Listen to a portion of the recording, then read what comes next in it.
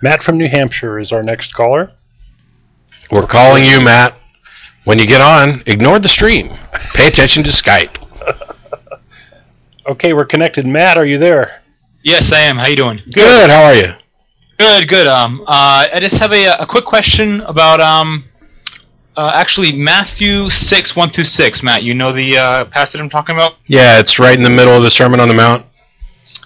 Yes, I believe so. That starts in chapter 5. So yeah. Yeah. Okay. I can read it for you. I have the King James version. I also have the ASV version right here. So the rest of the callers can be in the loop if you want. Okay. I'll pull one up and you go ahead. All right, I'll read the King James version. Take heed that ye do not your alms before men to be seen of them, otherwise ye have no reward of your Father which is in heaven. Therefore, when thou dost thine alms, do not sound a trumpet before thee, as the hypocrites do in the synagogues and in the streets, that they have glory of men. Verily I say unto you, they have their reward. But when thou doest alms, let not thy left hand know what thy right hand doeth, that thine alms may be in secret, and thy Father which seeth in secret himself shall reward thee openly. And this is the interesting part. And when thou prayest, thou shalt not be as the hypocrites are, for they love to pray standing in the synagogues and in the corners of the streets, that they may be seen of men. Verily I say unto you that they have their reward. But when thou prayest, enter into thy closet, and when thou hast shut thy door, pray to thy Father which is in secret, and thy Father which seeth in secret shall reward thee openly. Those last two verses, I am interpreting it as it meaning don't pray out in the open, don't pray out in public, just pray by yourself in your room.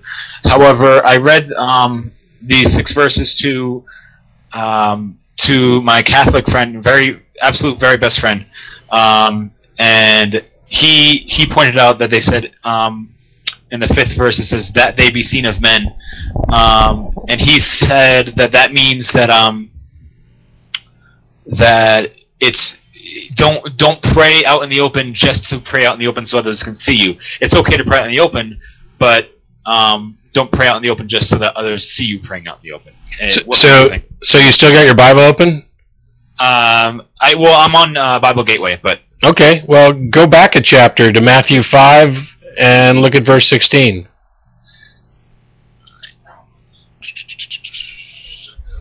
What do we got? Let your light so shine before men that they may see your good works and glorify your Father which is in heaven. So in chapter 5, he wants you to do things publicly so your good works can be seen before men, and in chapter 6, he doesn't. Wow, that's goodness gracious. That is only 22 or 32 verses later. Yeah, roughly. Actually, Sermon on the Mount's one of the ones where I've done an entire freaking little moth. Come here. And yeah, he's been in here.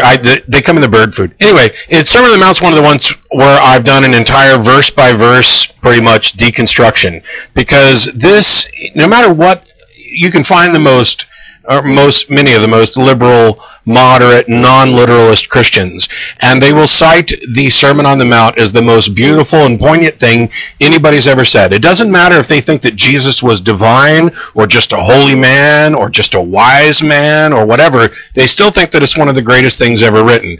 I couldn't possibly disagree more, and so I went verse by verse through there, pointing out what was said that was good, what was said that was bad, what was said that was stupid and bad advice, what was said that was clearly contradictory or potentially contradictory.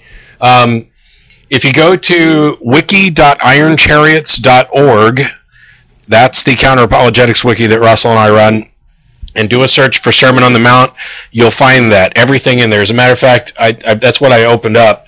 For Matthew 6, 1 through 4, my first note is, compare this to Matthew 5:16. He just told people do their good works where they can be seen, and now he's contradicting that. Some apologists have claimed that this verse is about donating to charity, and the other verses cover other good deeds. That seems to be simple wordplay to avoid the obvious contradiction. In any case, any being that might qualify as a god would surely have avoided any ambiguity that would lead to confusion, an observation that seems to apply to the bulk of the Bible and not simply this sermon. Interestingly, there's more where I discuss this thing about rewards and stuff. What I found kind of cool was the passages you were focused on, 5 and 6, about praying in private. It's 7 and 8 that strike me as the most amusing, because 7 says, "But when you pray, use not vain repetitions as the heathens do, for they think that they shall be heard for their much speaking." And yet, if you go into any church, all you hear is vain repetitions. Oh yeah, occasionally somebody interrupts with some original prayer, but "Our Father who art Dominus Patris." Vain repetitions. Ask your Catholic friend why praying a rosary doesn't qualify as repetition in verse 7, and he'll probably just say, "Because I'm doing it by myself and not in front of people." But then the next one. So yeah, it's verse 8, just basically saying, "Don't be like these people."